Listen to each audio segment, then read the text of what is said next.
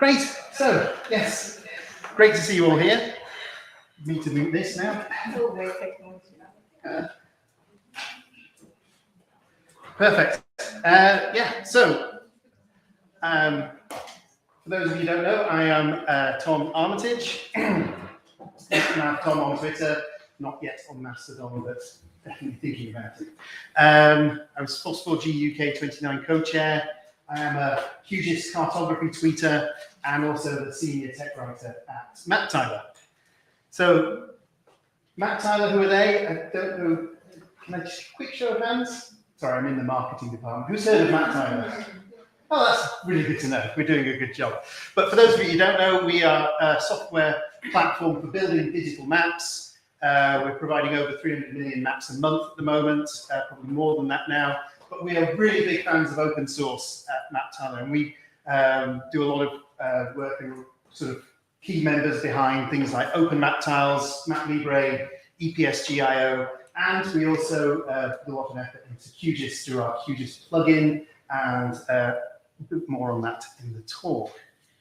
So this is what we do, our platform. We have our cloud service where you can go on there and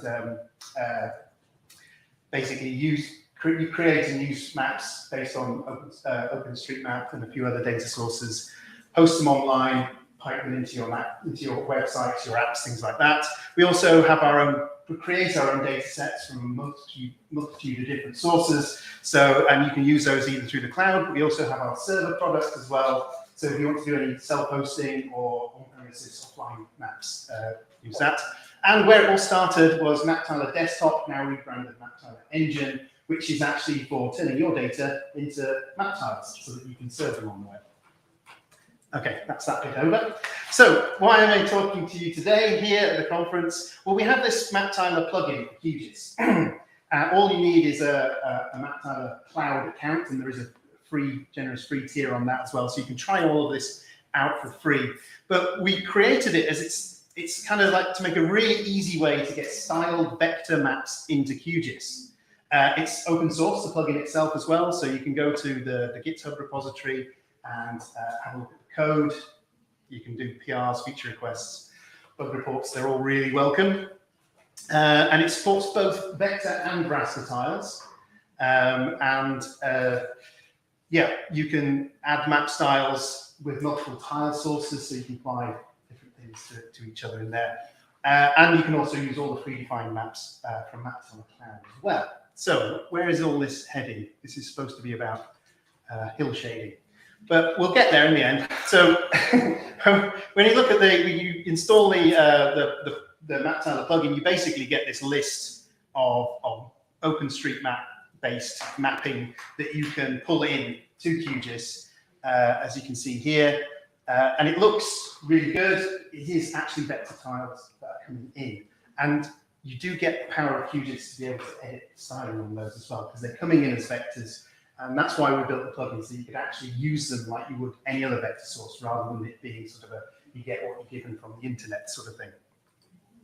So, quick potted history of vector tiles and what is going on here. So, pseudomercator, which is nice because it comes in squares, gets broken up 4 tiles for each one in the zoom level above, and you get those through your ZXY address, the zoom level, the X and the Y.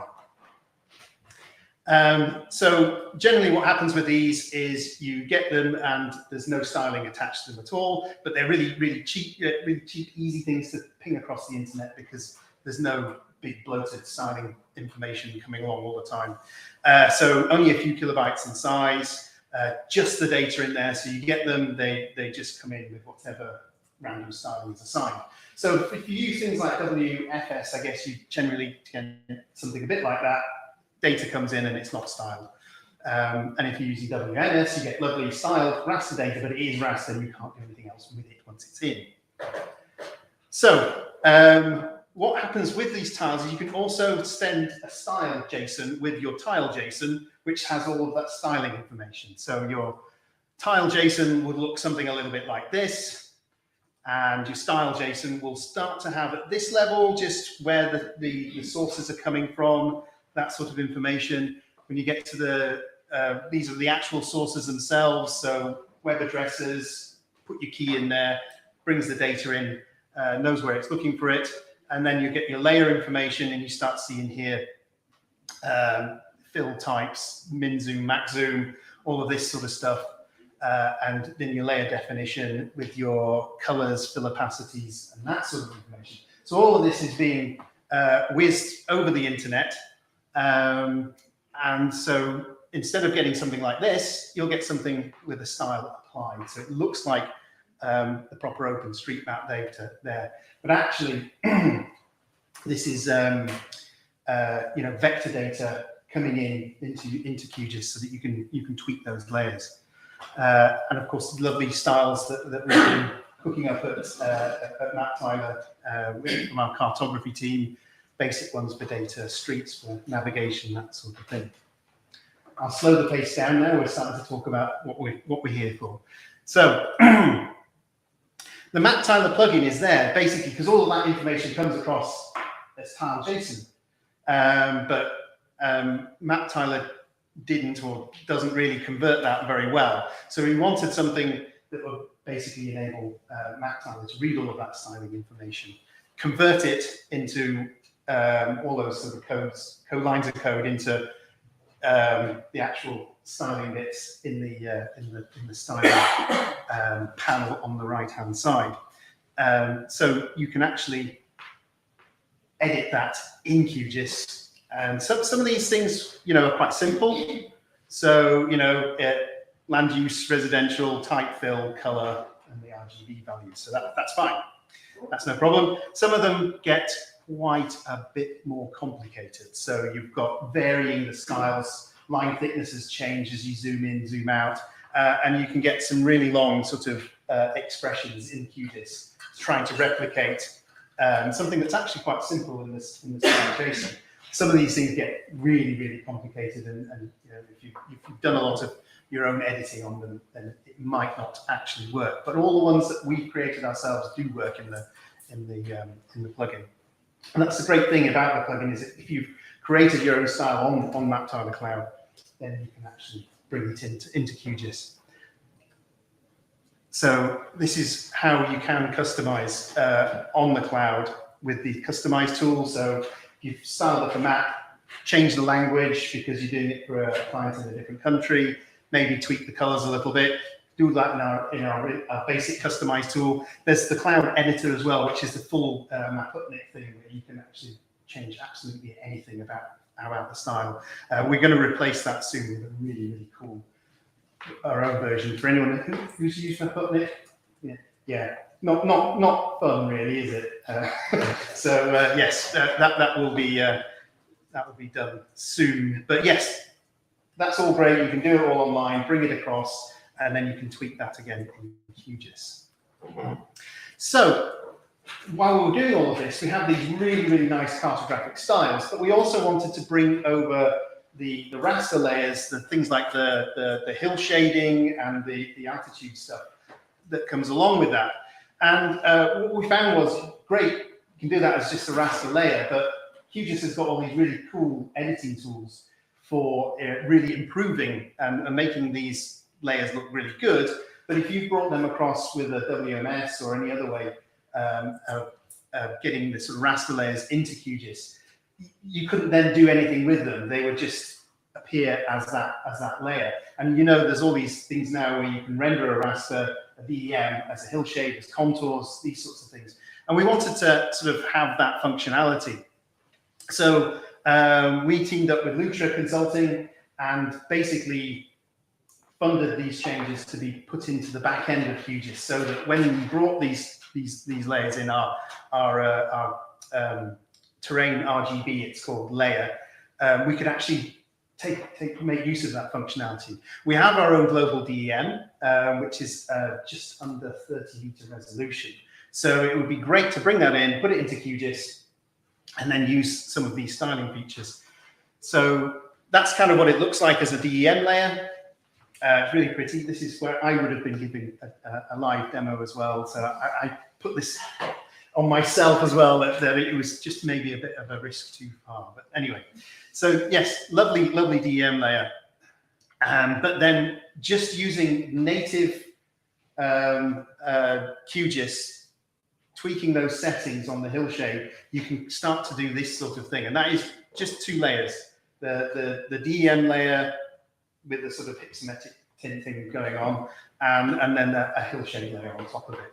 So that's what I'd like to talk about, but you can see the contour works. Anyone recognize where that is? It is a Scottish location. Arthurseat. Well done, brilliant. Yeah, Salisbury Crags and Arthurseat. And yeah, just put in have the DEM in the background, and then duplicate the layer and switch it into a contour layer. So looking really rather nice. And of course, this meant that we could then put in the hill shading. This is our winter outdoor map with all the ski slopes on and everything from MapTiler. And it meant we could add that hill shading into our maps as well. So yeah, no live demo. So just taking you through what would happen, you basically install the plugin, you go over to MapTiler and set up your free account, go into the account settings and get your ID token, stick that into the box there, and then as soon as you've done that, on the browser tab on the left-hand side, you get access to all these maps. So the terrain RGB is in there, but the satellite layers are really great as well. It really is. We spent a lot of time. We took all of the Sentinel data from 2021, took out the summer months, and averaged over, did some clever coding to get rid of any clouds. So we've got this lovely cloudless layer from 2021 down to sort of about 10-meter resolution.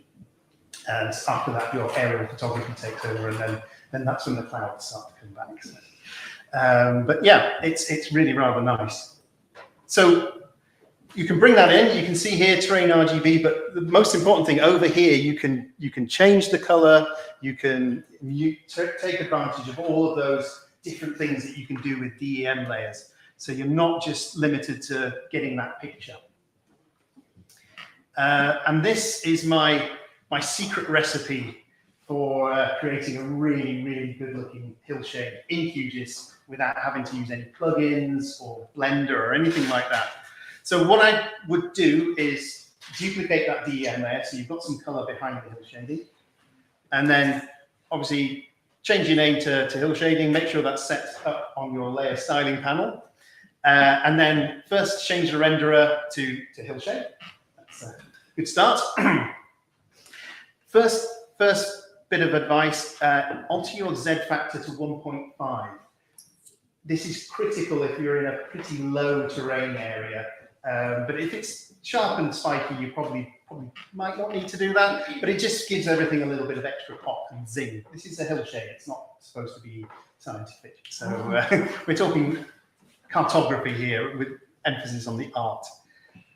Next, turn on the multi-directional lighting. It's just a little box. That's appeared in quite a recent version of QGIS. I think it's been around for a few years, but not that long. And that basically takes into account all the light bouncing off surrounding surfaces and things like that, and just gives you a much nicer, more rounded hillshade rather than the sort of shadow, no shadow stuff that was going on before. Onto the layer rendering, this is the key thing, to use the multiply blend mode. Everyone aware of blend modes? I've been banging on about them for a very long time. But basically these are really key to making things look good rather than just the usual transparency. I think Esri have finally caught up and added blend modes to ArcGIS Pro, but it took them a while. But the multiply one, the way I like this sort of basically takes the shadows and makes the shadows darker without affecting the colors of the rest of the map. So the best way of describing multiply is actually if you have a projector and you have your picture that you've got it there, the light shines through your picture, so that would have been the color DEM, and then into that projector you put another slide with the shadows on it, and that's how it interacts essentially.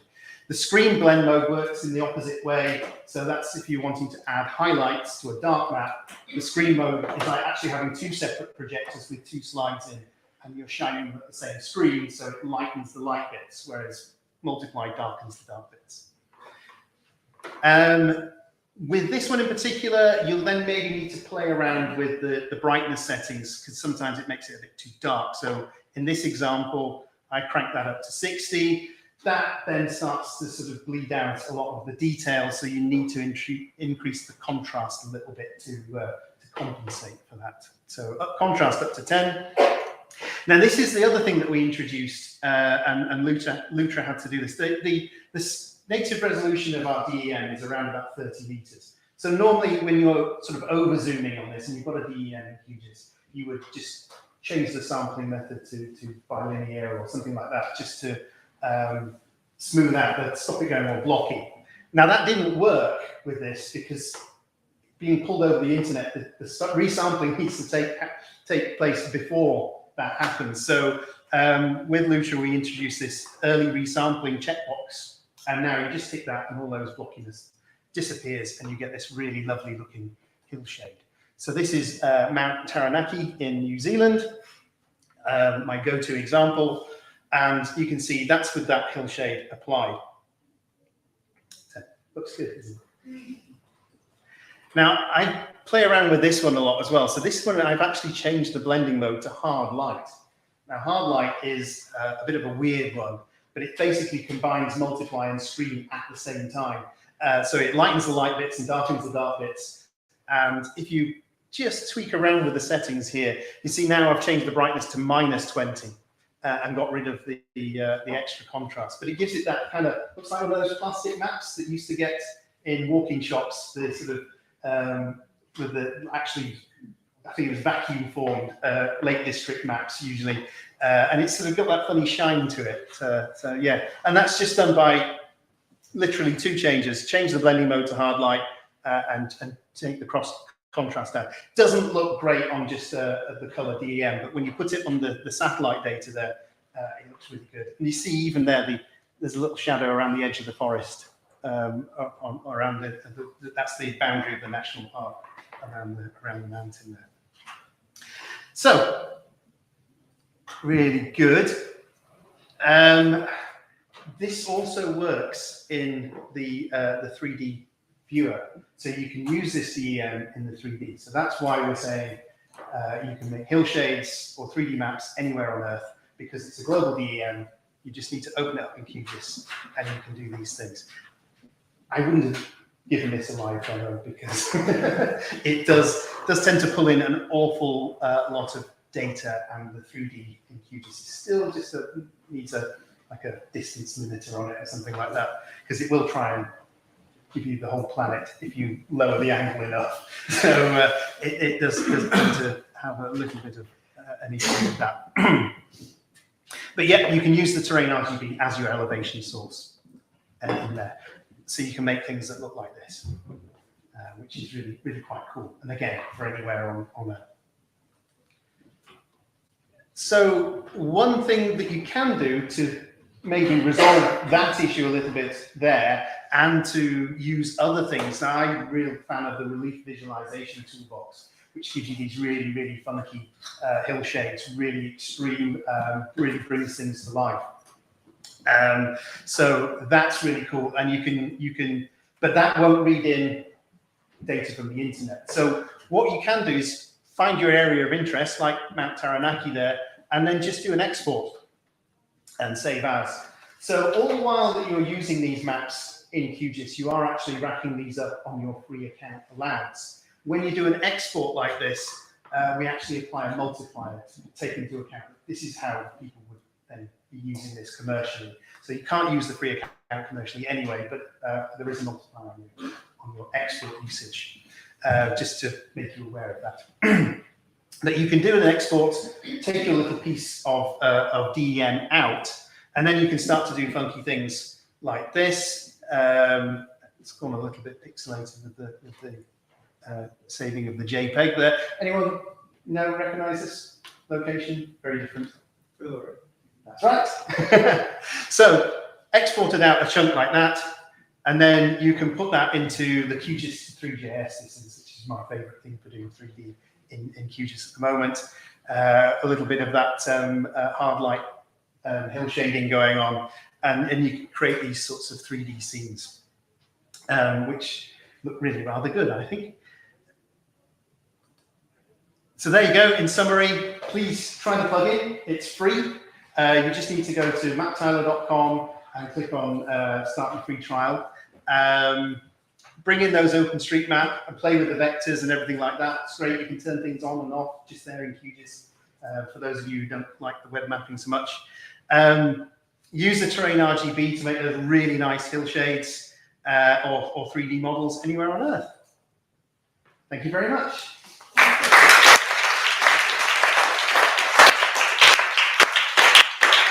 Really nice presentation, and I was very surprised that you could recognize places. Possibly. Do we have any questions for Tom? Yes. You can go from MapTiler style based on stuff to QGIS styles. Can you go the other way as well? Ooh, not with the plugin. I'm not 100%. You might be able to with the desktop if you export the data into desktop. I'm not sure. It's certainly something that we've been thinking and working on it, but I will find out the answer and see if the MapTiler engine, now will actually throw over the styling with the data. Yeah. Is your styling format published open? If I was correct, there's your SLD. Ooh. Well, because the style and the actual styles themselves. The format. Yeah, good question. Is that? I think it's we use it from Open MapTiles, so maybe. Or is it like QML where it's like nobody's written down what the rules are? Really good question. Again, I will get an answer to I'm you. looking for a Christmas project. Very good. Oh, have a talk to Ivan Sanchez. See how he's getting on. No. Plugin coming to Apper or Sorry? is there a similar plugin coming to Apper or? Not that we've got on the horizon, no. No. You had a question. Yeah. How does I presume it kind of works in Leaflet, right, on the website? Does the 3D work on Leaflet, like on the website? Yeah, well, again, so that would be just rather than bring it into QGIS. Well, we use things like MapLibre, which now does 3D, and any of the web technologies, the libraries, JavaScript libraries that do 3D. Yeah, you can use the DEM in there to give us the 3D. There's lots of examples on the MapTiler website of that, and some code samples too if you want to implement it yourself. What's the loading time like though? I tried to do that once, but it took a minute to load, and like no one's going to quit for that. I've been doing it very quickly, but I guess it might depend on your internet connection. I'm not really sure, but and whatever engines rendering it and everything. But these days it works really quick, even over the internet. So, yeah. Any other final question, or we can move to the next speaker? I don't think so. Of course, you know Tom, and you can talk to him with Greg, and of course, from social media. So thank you very much, Tom. You're Really welcome. appreciate that.